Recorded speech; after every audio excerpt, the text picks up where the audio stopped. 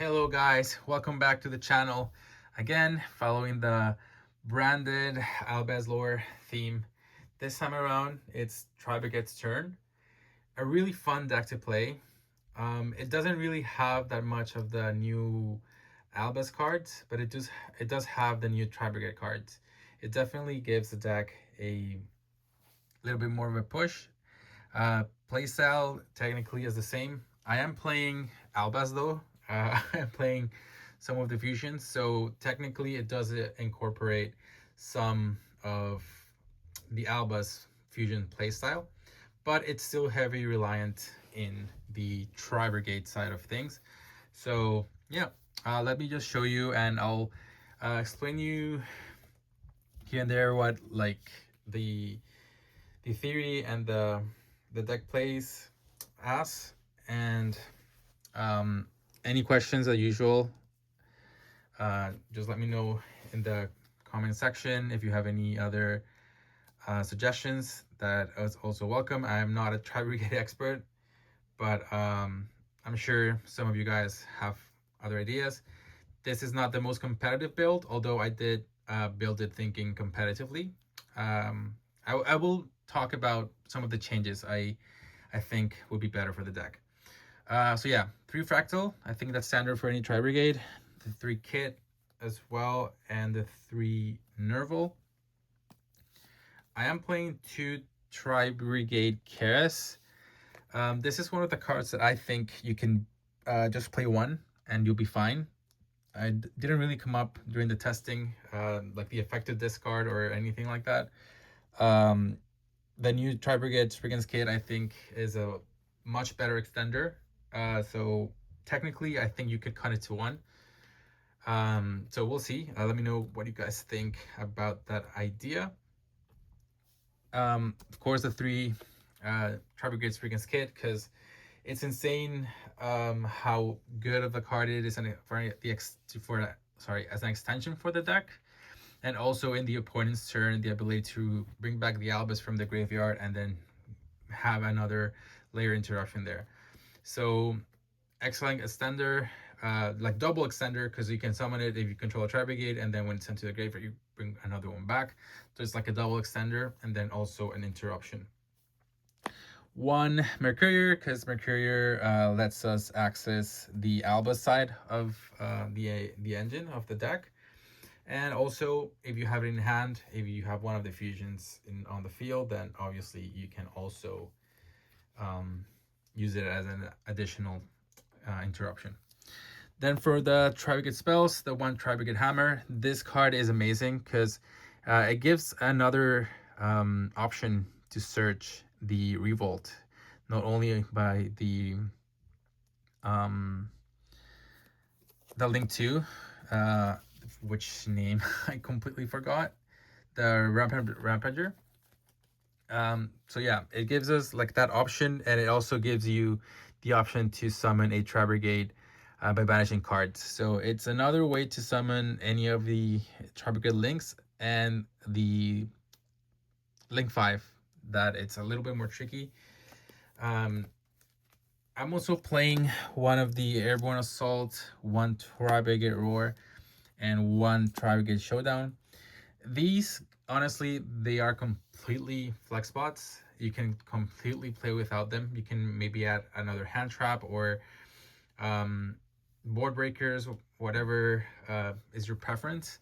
But this is the build I went with first. I really wanted to have a little bit of the other cards that maybe don't see that much play. And honestly, Airborne Assault, it's decent. It's an additional extender for the deck, so it kind of comes up more. Roar, honestly, I like the effects that it has, but the fact that you have to control a link first, it's kind of like a downer in that side. But also, like, the best effects are obviously sending spells and traps. So that's kind of why I also wanted to bump the number of spells you're playing, because it gives that additional imperm effect. But yeah, you can definitely cut it. I think Tri-Brigade Hammer is a way better card. Honestly, you can actually change these and just play 3 if you want it, or 2, because maybe it's more of a brick in that sense. But um, I hope you get the idea of what I'm saying. Hammer is definitely the better of them. And then for the traps, of course, obviously Revolt, because Revolt is still an amazing card for this deck. And I am playing the One Oath as an additional target for the Roar, but also the effect to negate a spell. It's really good. It's really easy in this deck to have all 3 types on board and just negate something. So, and very easy to send too. Like we have Kitt to send it. We have the new link to the Mauser to send it as well. So it's pretty easy to set it up, and yeah, like the rewards are just insane. And then of course a 3 Fire Formation Tenki for added consistency. But yeah, like I was saying, oh sorry, I didn't talk about this card. I just playing it because it gives you additional resource recovery, being able to recover your banished Tri-Brigades back to your hand. And also it gives you like that added effect that if you battle with one of your Tri-Brigades, you can bounce one of your opponent's monsters to the hand. So it just gives that little added versatility that sometimes the deck maybe lacks. But yeah, you can definitely play without a problem Hammer. I think it's a way better card in that sense. And then for the Albaz side, the one Fallen of Albaz and the one Albaz the Shrouded Dragon. This is merely this card is merely to dump this card, so it's to top in the grave, and then Albaz, of course, is an interruption in your opponent's turn. The idea behind it is like you send Mercurier to the graveyard, and then you banish it by using one of the Tri-Brigade's effect to link summon, and then you search this, and then you dump this. So that's like the idea behind it. It doesn't really have any other use in the deck other than dumping the Albaz. So if you draw both, I mean, technically you can still dump it, but it's not ideal in that sense.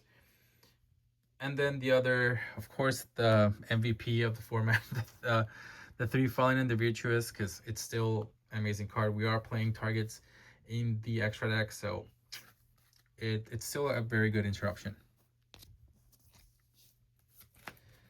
Then for hand traps, pretty much the same lineup as usual. The 3 Fuwalos, the 3 Ash, and then I am playing the 2 Nibiru. But you could have either Ghost Spell or this one. For this one, I just chose Nibiru, but I guess it could also be Ghost Spell. And I'm playing the 1 DD Crow because this deck searches it easily in the combo just while you set up your board, and it's still pretty good in this format as well. And then I am playing the 2 Forbidden Droplet. Just a generic board breaker that really benefits the deck, really. If you like send Kitt or the Spriggan's Kitt, like you will still get resources out of it, so why not play something like this? That's it for the main deck, guys. It's 40 cards as usual, just to keep up that consistency and just to see the pieces you want more often. And then for the extra deck, the 3 Shrig.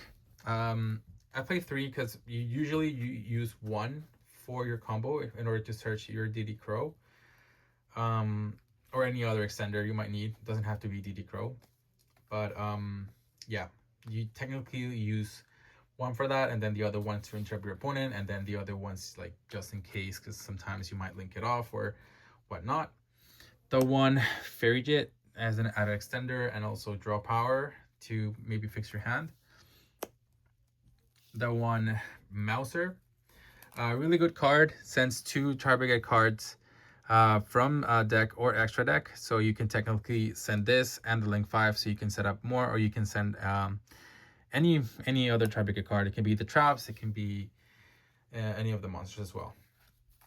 And then 1 of the Beer Broom Rampager. It's still very good, but thanks to Tri-Brigade Hammer, you don't really need it anymore to search for Revolt. So I mean, it kind of like depends on what the state of the game is and what you're trying to achieve.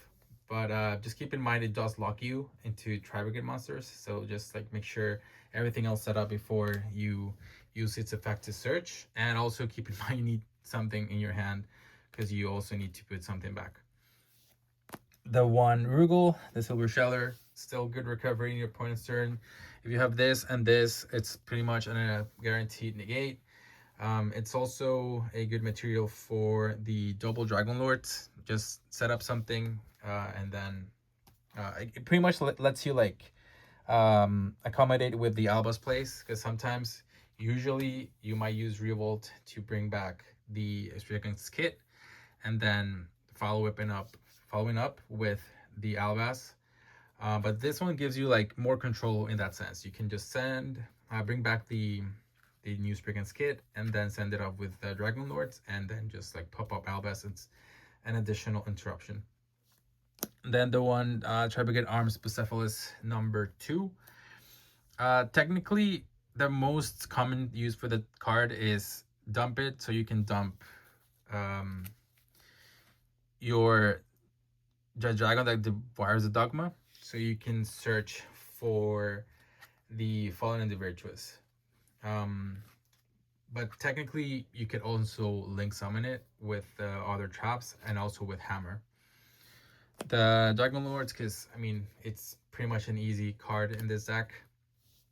The one Snatchy, because Snatchy you can summon it with any of the Tri-Brigade effects to link summon, and it kind of makes Fractal a one card combo because you can search for Kitt and then summon Kitt and then banish this and link 2 into this or this.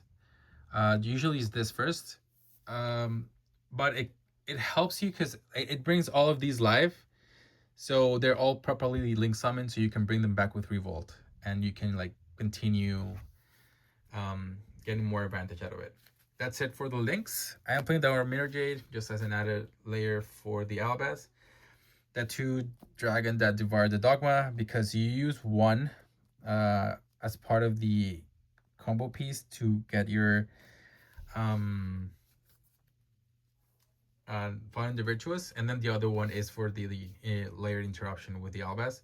The one Albion as target for the Fallen the Virtuous. But sadly, like unlike Branded, you're gonna need to send this, search it to your hand, because this only searches to the hand, it doesn't set.